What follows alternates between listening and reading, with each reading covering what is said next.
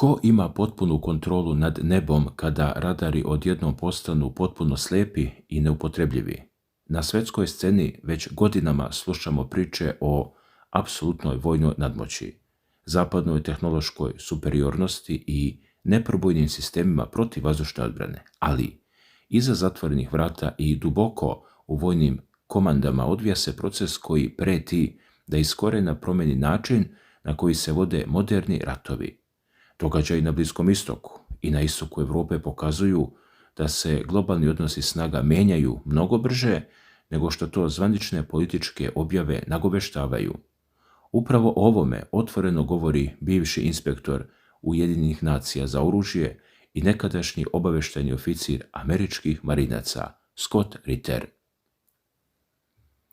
U seriji svojih istupa u medijima, uključujući razgovore za američki novinski list Wall Street Journal, intervjue na podcastu Bena Shapira kao i nastupe na mreži Sputnik, Ritter je izneo niz oštrih vojnih i geopolitičkih procjena koje razbijaju uobičajenu sliku o stanju na terenu. I tu dolazimo do ključne stvari.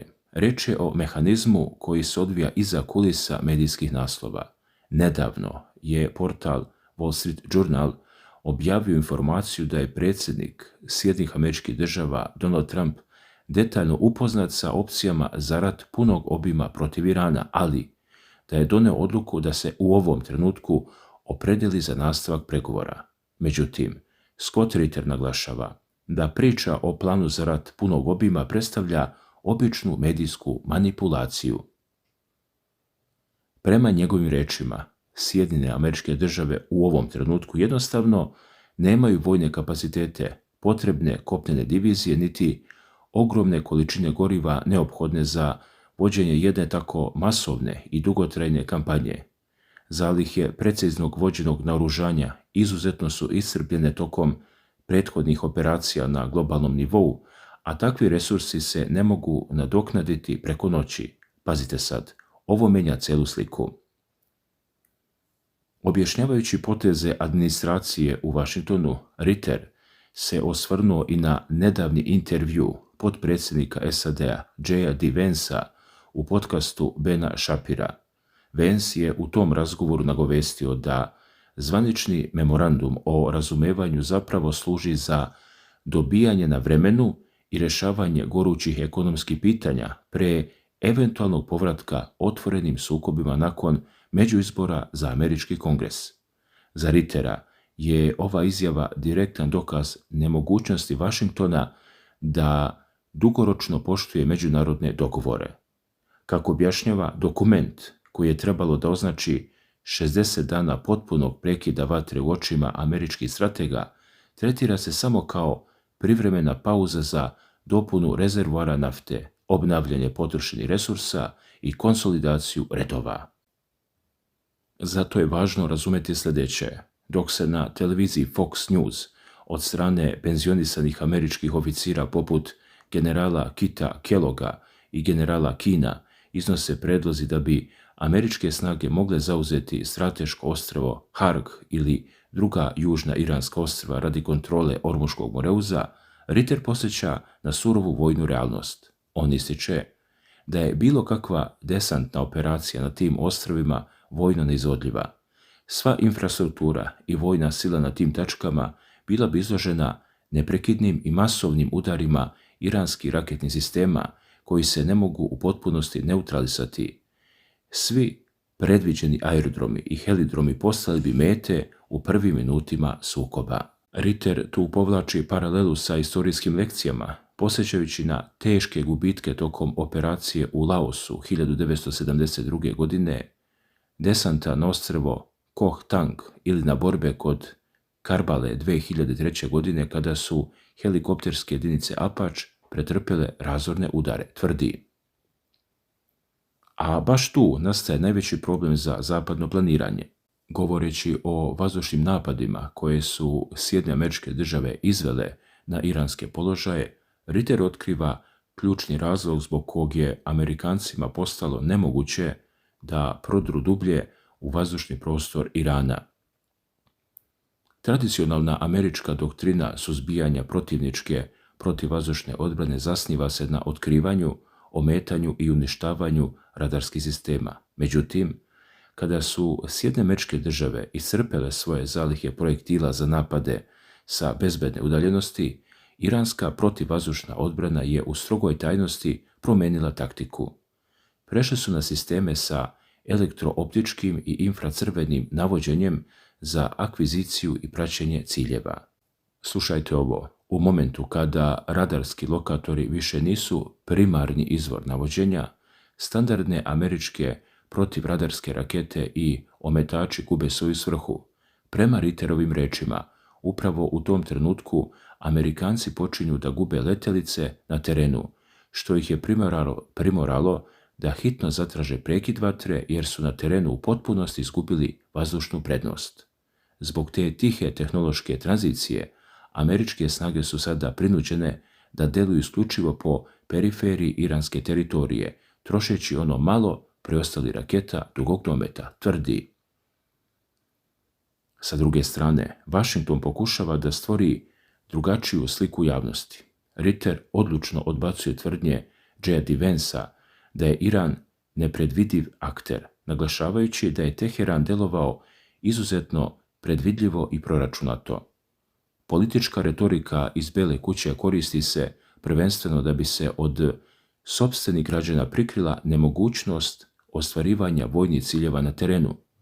Glavni fokus američke administracije trenutno je usmjeren na predstojeće međuizbore za Kongres, jer bi eventualni gubitak većine u predstavničkom domu i Senatu otvorio vrata za pokretanje postupka opoziva predsjednika Donalda Trumpa.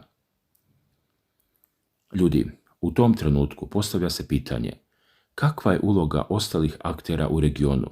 Kada je reč o situaciji u Libanu, Ritter ocjenjuje da memorandum o razumevanju nema nikakvo praktično dejstvo na terenu, jer u njemu uopšte ne učestvuje Hezbollah.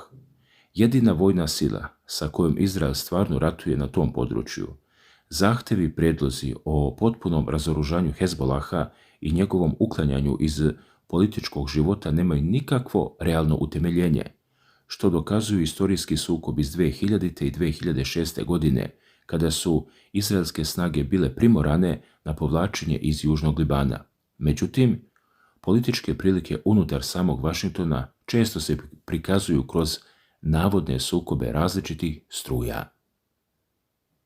Scott Ritter demantuje tvrdnje o postojanju suprotstavljenih frakcija u američkoj administraciji, jedne umerenije, predvođene J.D. Vansom, i druge tvrde predvođene državnim sekretarom Markom Rubiom, koji se zalaže za nastavak borbi u Ukrajini i na Bliskom istoku.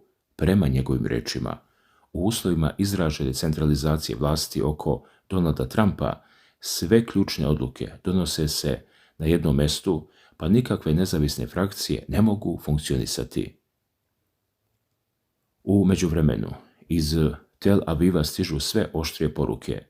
Bivši izraelski premijer Naftali Bennett i aktuelno rukovodstvo Izraela otvoreno govore o novim udarima na Iran i upućuju prijetnje novom vrhovnom vođi Irana. Ritter smatra da Izrael ovakvim potezima direktno pokušava da uvuče Sjedinjene Američke Države u široki sukob koji samostalno ne može da iznese.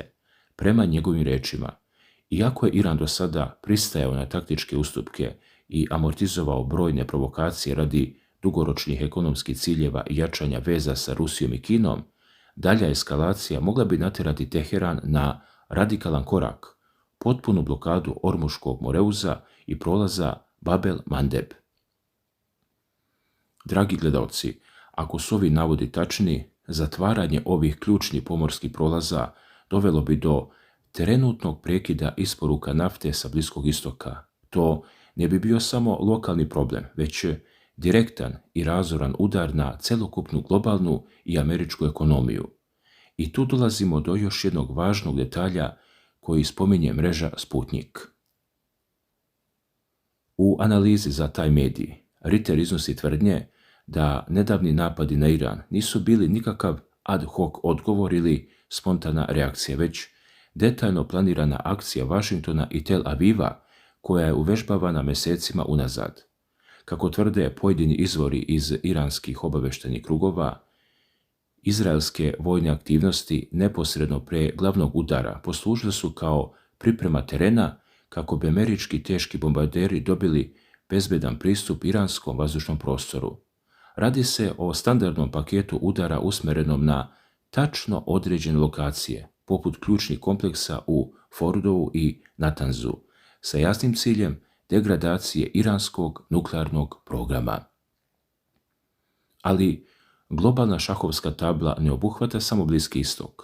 Sukobi i tehnološka nadmetanja jednako silovito besne i na istoku Europe. Govoreći u emisiji World Affairs Explained, nakon učešća na Međunarodnom ekonomskom forumu u Sankt Peterburgu i obilaska terena, Ritter se osvrnuo na rat u Ukrajini. On ističe da je sukob ušao u potpuno novu fazu u kojoj primarnu ulogu preuzimaju bespilotne letjelice, napredni sistemi za elektronsko ratovanje, kontrola informacija i tehnološka dominacija. I dok zapadni mediji u svojim izvještajima nastoje da stvore utisak kako Ukrajina preuzima inicijativu masovnim napadima dronovima na rusku teritoriju, Scott Ritter to opisuje kao pažljivo vođenu informativnu kampanju. Prema navodima medija i stručnjaka, ruske oružane snage masovno primjenjuju sisteme izviđanja, nadzora i veštačke inteligencije kako bi u realnom vremenu otkrile položaje ukrajinskih jedinica za upravljanje dronovima. Zvanično, to nije u potpunosti potvrđeno sa svih strana, ali Scott Ritter tvrdi da ruska vojska svakodnevno locira i uništava više komandnih centara za dronove. Time se ukrajinskim snagama nanosi nenadoknadiv gubitak, jer je za obuku novih operatera potrebno mnogo vremena koje na frontu ne postoji. Sa druge strane, veći deo ukrajinskih dronova usmerenih ka ruskoj teritoriji biva presretnut sistemima protivvazdušne odbrane i specijalizovanim jedinicama za elektronsko ratovanje. Ljudi, zanimljivo je da Ritter u ovom kontekstu spominje i opcije koje zvanična Moskva još uvijek nije aktivirala. Kao jednu od najradikalnijih mogućnosti za suzbijanje ukrajinske komandne strukture, on navodi opciju fizičkog neutralisanja satelitske komunikacijone infrastrukture u svemiru. Međutim, kako naglašava, za sada nema nezavisne potvrde da je tako nešto u planu, a Moskva u ovom trenutku nema potrebe za takvim ekstremnim korakom jer njeni zemaljski sistemi elektronskog ratovanja i dalje završavaju posao. Kada se analiziraju odluke NATO saveza i nastavak vojne pomoći Ukrajini, Ritter ocjenjuje da mnogi projekti zapadnih država imaju daleko više politički i medijski nego praktični značaj. Izgradnja modernih i složenih protivvazdušnih sistema direktno na teritoriji Ukrajine praktično je neizvodljiva u uslovima konstantnih raketnih udara. Ujedno, evropske članice saveza suočavaju se sa sve ozbiljnijim nedostatkom ljudstva i praznim vojnim skladištima. Dragi gledalci, ovo treba uzeti sa oprezom, ali Ritterov zaključak je jasna poruka Zapadu. Rusija nema vremensko ograničenje za trajanje svojih operacija. Moskva će voditi proces onoliko dugo koliko bude smatrala neophodnim za ostvarivanje svojih ciljeva, dok istovremeno održava stabilnost sopstvene privrede i privlači nove strane investicije. Kada se svi ovi delovi mozaika sklope, od tajnih promjena u sistemima vođenja iranske PVO, preko vojne i ekonomske računice u Vašingtonu i Tel Avivu, pa sve do tehnološkog rata dronovima i elektronskim sistemima na istoku Europe, jasno je da se svijet nalazi na pragu potpuno novih vojnih doktrina. I tu se, poštovani gledalci, moramo nakratko zaustaviti i postaviti jedno sasvim otvoreno pitanje. Dok raspravljamo o svim ovim vojnim doktrinama, projektilima i tajnim strategijama na terenu, da li se i vi uhvatite u razmišljanju? Ko je zapravo čovjek čije procjene već godinama podižu toliko prašine u svjetskoj javnosti? Govorim naravno o Scottu Ritteru. Zapitajte se na trenutak, da li je pred nama čovjek koji jednostavno progovara iz višedecenijskog iskustva ili analitičar koji gleda nekoliko koraka ispred svog vremena. Razmislite o tome. Pričamo o čovjeku koji nije teoretičar iz fotelje. On je bivši obavještajni oficir američkih marinaca koji je služio u Iraku tokom operacije Pustinjska oluja. Ovo je čovjek koji je od 1991. do 1998. godine radio kao glavni inspektor Ujedinjenih nacija za oružje direktno na terenu, provjeravajući najosjetljivije vojne objekte i razbijajući političke iluzije još u to vrijeme. Kada neko sa takvom biografijom analizira kako funkcionišu radarski sistemi, zašto infracrveno vođenje menja pravila igre ili kako izgleda logistički slom jedne armije, to nisu uopštene pretpostavke, to je hirurški precizno znanje steknuto na samom izvoru, zar ne? I baš zato vas pozivam da pogledate širu sliku zajedno sa mnom. Pazite sad, ovo je ključni moment. Dok nam zvanični medijski naslovi svakodnevno serviraju ulepšanu sliku ili površne izveštaje, Ritter u svojim analitičkim procenama ulazi u detalje koje mnogi svesno prećutkuju. On ne priča samo o tome šta se dogodilo danas, već rasvetljava mehanizme koji određuju šta će se dogoditi sutra, kada on objašnjava kako prelazak sa radarskog na elektrooptičko navođenje ruši dominantnu vazdušnu doktrinu jedne supersile. On vam ne prodaje politiku, on vam daje vojnu matematiku i čistu logiku terena. Ali ovdje priča nestaje i zato želim da čujem upravo vaš stav. Da li smatrate da su procjene ljudi poput Scotta Rittera ključni glas razuma u vremenu kada je globalna geopolitika postala nikada napetija? Ili mislite da i najiskusniji analitičari mogu previdjeti određene političke manevre velikih sila? Ako pažljivo pratite ove događaje zajedno sa mnom iz epizode u epizodu, znate da ovdje ne baratamo nagađanjima, već otvaramo teme o kojima se ćuti. Zato vas pozivam da odmah ispod u komentarima napišete svoje mišljenje. Kako vi vidite ove geopolitičke potrese i da li Ritterove prognoze pogađaju samu suštinu onoga što nas tek čeka? Ostanite uz kanal, obavijesti me, podelite ovaj video sa onima koji žele da znaju šta se zaista dešava iza zatvorenih vrata, jer duboka analiza tek počinje i prave odgovore tek treba da razmotrimo zajedno. Hvala na pažnji.